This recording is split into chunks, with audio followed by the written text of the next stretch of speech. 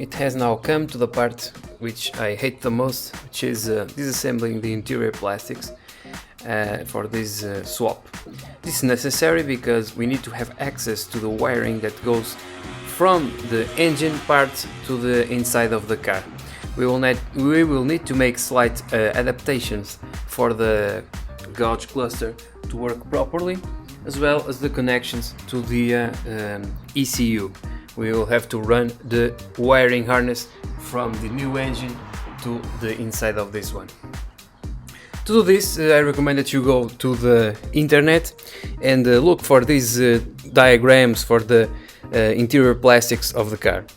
You can find this at japancars.ru, for example, and other sources like Toyo DIY. Thing is, the problem with Toyo DIY is that they have been sued, I believe, by Toyota, and they, in some countries, they no longer make these diagrams available. Yeah, a shame. Anyway, you will look around for these diagrams. You are likely to find them. There are many sites that are mirroring these diagrams, and you will not have such a hard time finding them. So let's start with the disassembly of the interior plastics on this Toyota Corolla E11. You will need a Phillips head screwdriver, a ratchet with a 10mm socket. You may need smaller, like 8 or 12 sockets, and one of these plastic sets. This is really important. You go to your supermarket and you buy one of these. It's really cheap, and it allows you to keep your bolts removed in order and separated by the sections, the places where you remove them from. In the end, you will be able to close this, and then each of these compartments will store a group of screws. When you are disassembling a whole interior dash, like this is the case, it's really important to keep your bolts in order and not mismatch the bolts.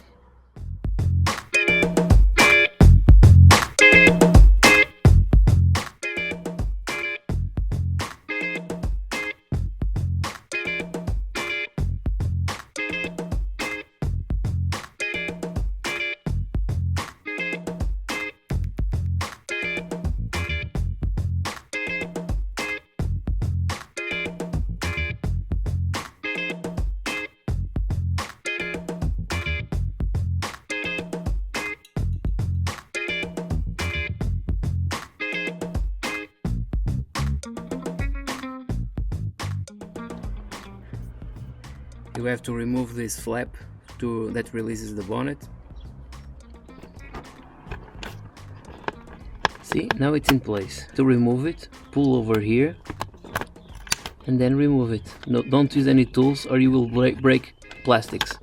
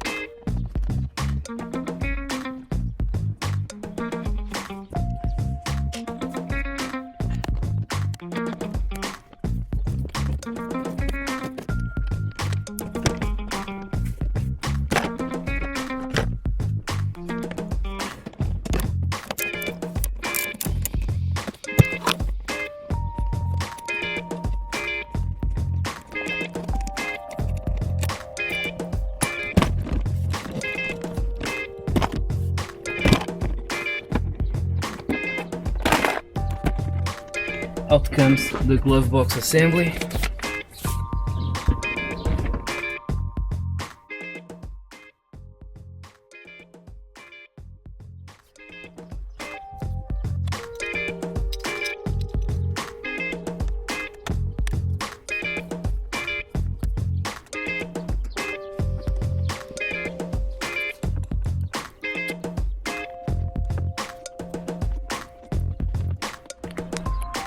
There are two more bolts you have to remove to release the center console, one here and one on the corresponding driver's side.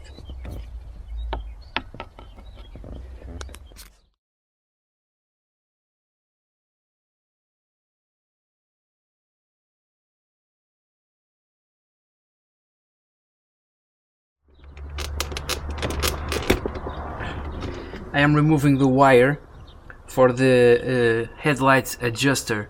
Just reach with your hand and you'll be able to pull out the plug.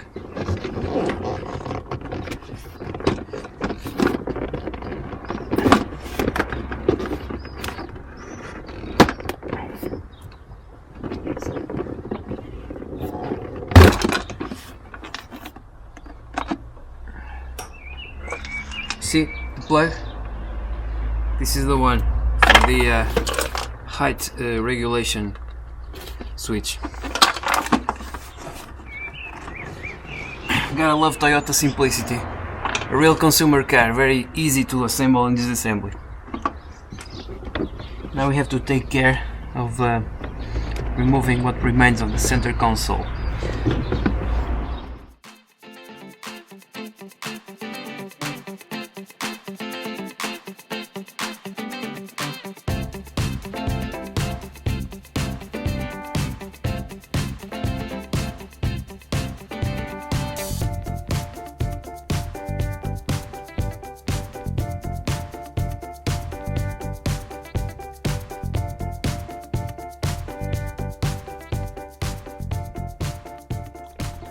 This part came out. It's from the lever that alternates between recirculation of air and open ducts. So this has to pull out. I didn't know that, and it came out on its own. You see, there is a wire harness that goes to the AC and rear defroster. Just press on the pin to remove it, and then there should be another wiring harness because of the cigarette lighter.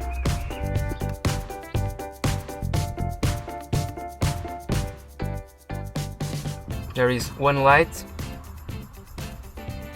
over here. This light is gone. To remove these lights, you just twist them and remove them, like in the cluster lights. They're the same.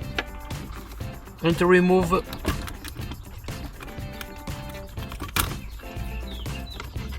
the wiring harness that goes into the cigarette lighter, just look for small pins.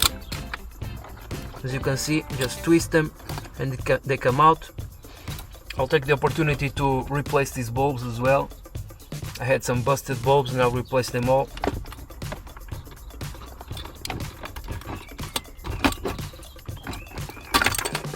So there it is.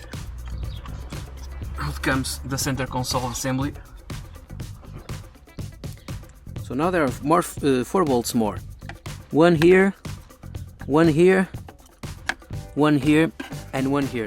Remove these 4. After you remove that, we can already see the ECU in there. You see 4AFE. You can read it faintly there, and we can remove the center console. You see, it's now completely loose and we can take it out.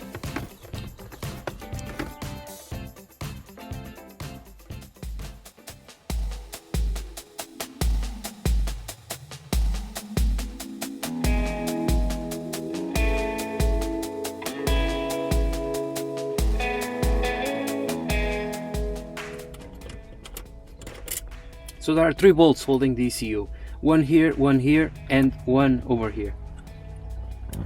There are these bolts with the hex and Phillips head. I'm using the ratchet not to damage the Phillips part.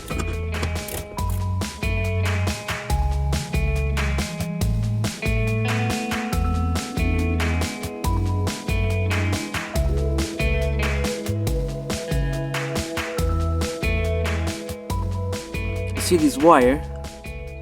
This is not an ECU wire, but it is held the ECU holding plate using with a spring.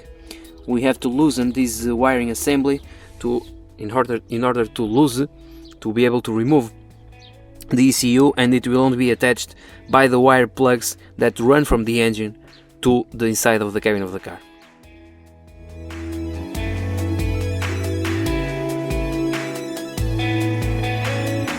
Okay, now we have access to the 3 plugs of the ECU.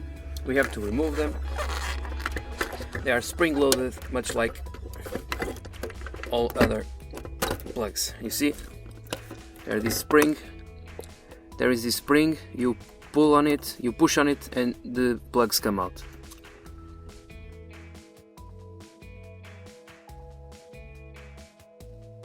These plugs run within a very thick cluster of wires. You see, looks like almost like a hose. This comes from beyond the firewall and goes to the compartment of the engine.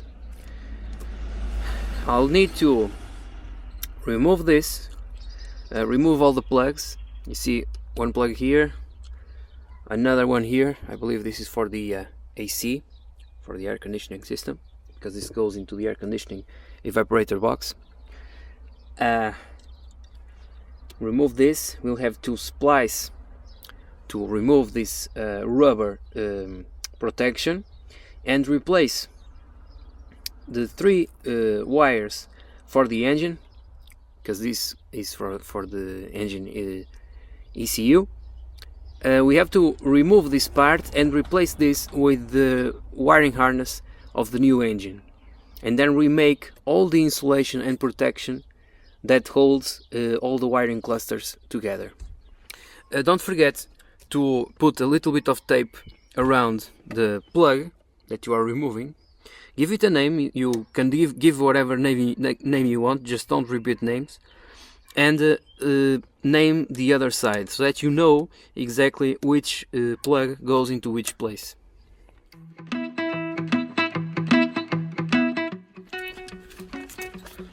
So, as you can see, all the wires that come from this long hose are now loose, and well, since these ones are for the ECU, I did not label them, but I labeled all the others. As you can see, every one of them has a label.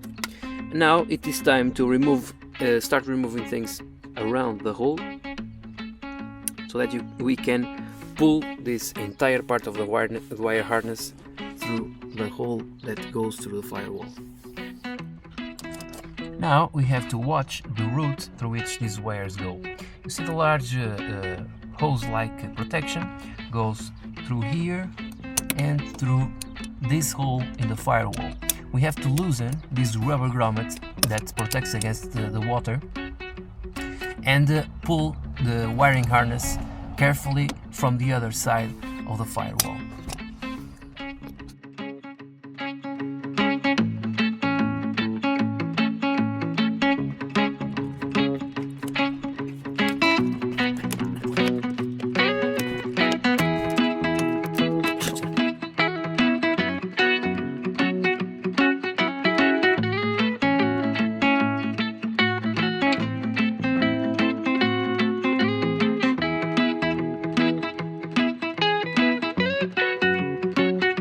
Remove the 2 bolts that hold the accelerator pedal, these 2 bolts here,